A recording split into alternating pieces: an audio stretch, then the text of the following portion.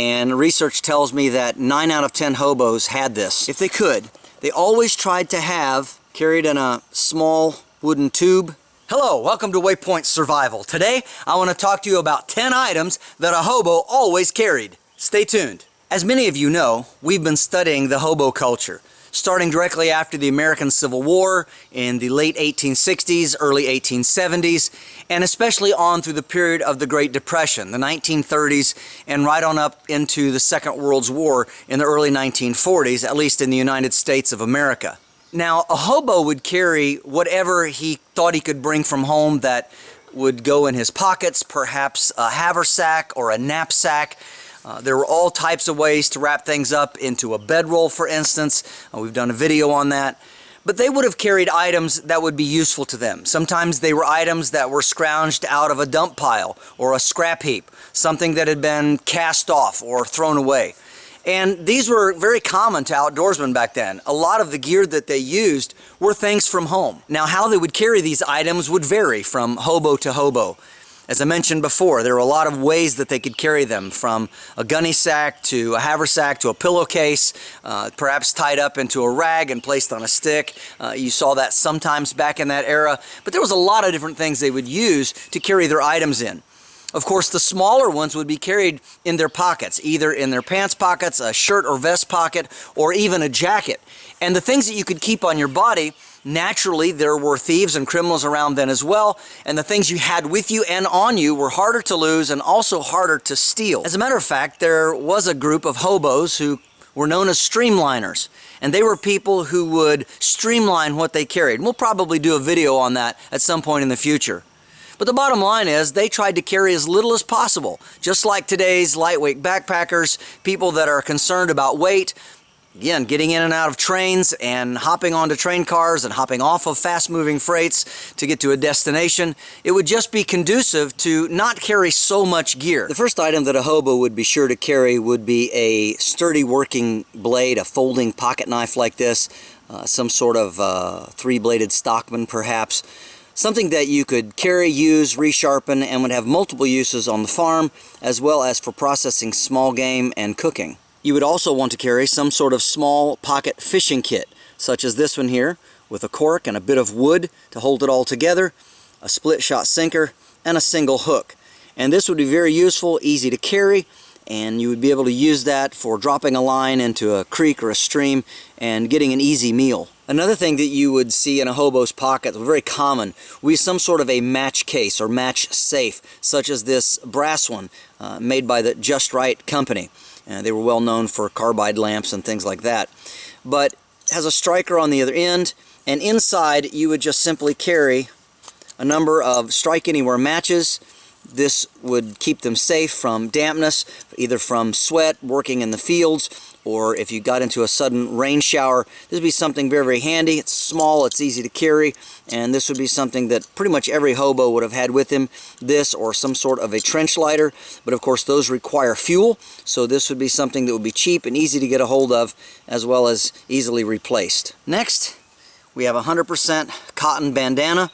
This would be carried in a back pocket.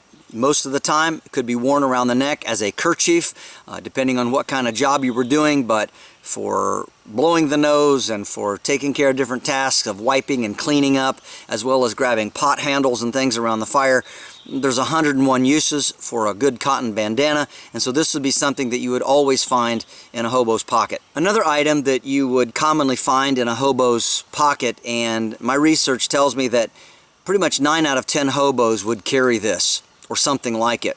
What this is a road stake.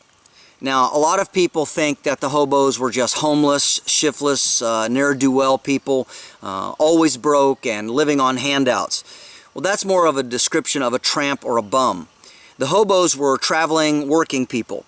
And so they had access to cash. What money they didn't send home, if they had a family, they would keep on them, and they would use to purchase necessary items, sandwiches, or perhaps milk to go with their food, perhaps a pie now and then, whatever wasn't freely given.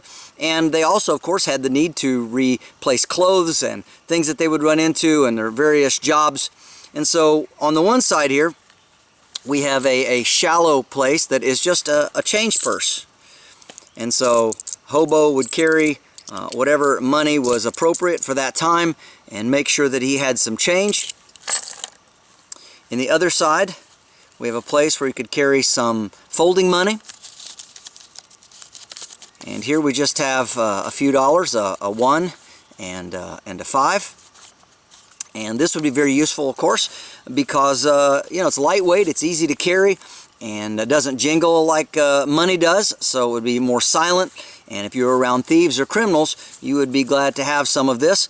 Also remember that often the people that operated train, the brakemen and so forth and so on, they would come from car to car, and they would require you to pay a bit of a fee to stay on the train. It was one way they made some extra money.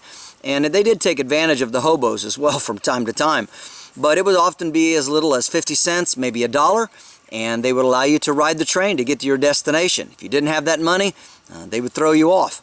So having some money along with you, just like today, was a very important thing to be able to do to get by, again, during the Great Depression, and really at any time when you're out on the road. Now, the previous items that I showed you would all be carried in a pocket, whether it be the pants pocket, a vest, or a coat pocket. But these other items are things that you would carry in a small kit or a small pack, something like this leather pouch, something that could be tied into your belt perhaps. Again, something very small and lightweight, very easy to handle. And something that the hobos always did, if they could, they always tried to have enough coffee for at least a single cup of coffee. So again, something like this, carried in an old tobacco tin where it could be kept generally safe from most dampness. You could also wrap this up in wax paper if you wish, if you had access to it. But this would be something that every hobo would carry because this half tin is very easy, it's very small and lightweight, and it would pretty well guarantee that whenever you got up in the morning, you could at least have a cup of coffee. The next item that you would carry, which you could bring from home, would just be some sort of an old spoon. Could be something that was maybe not too pretty anymore, and instead of throwing it out, you would pick it up. Maybe you got it out at the city dump, but you would want to have a spoon with you. Sit down at a meal, that mulligan stew or whatever, you'd have your own spoon with you. Very useful also for measuring out and stirring your coffee, so something that a hobo would definitely have with him. The next item would be a tin cup or aluminum cup of some kind. And again, this could be brought from home or scrounged somewhere, something that somebody threw away, maybe belonged to a set and they didn't want it anymore, and so they threw it out and you picked it up.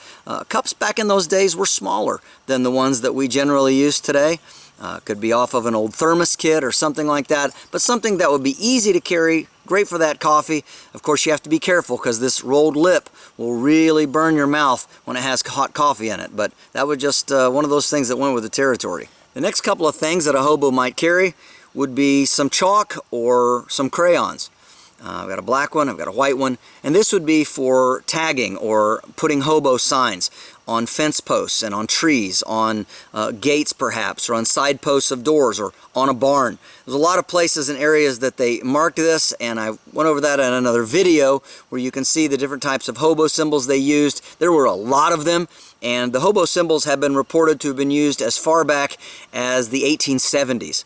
So again, some sort of a marker to be able to mark the camp or an area where you could get food, where someone was kind, or sometimes where there was a judge or an officer of the law who would give you a hard time. So you would want to make sure and mark that to warn the other hobos it was either a good place or a place to stay away from. Our last item would also be very important. Carried in a small wooden tube, not costing a whole lot of money. You should see this was 10 cents. But you would want to have some sort of a sewing kit. In here you would have just a small bit of pasteboard. On this we have some black, some white, and some brown thread. These would be the most common colors that you would need to use. It's not a lot of thread, but remember it doesn't weigh very much. It would be enough to repair a button, either for your shirt or for your suspenders, to mend a small hole.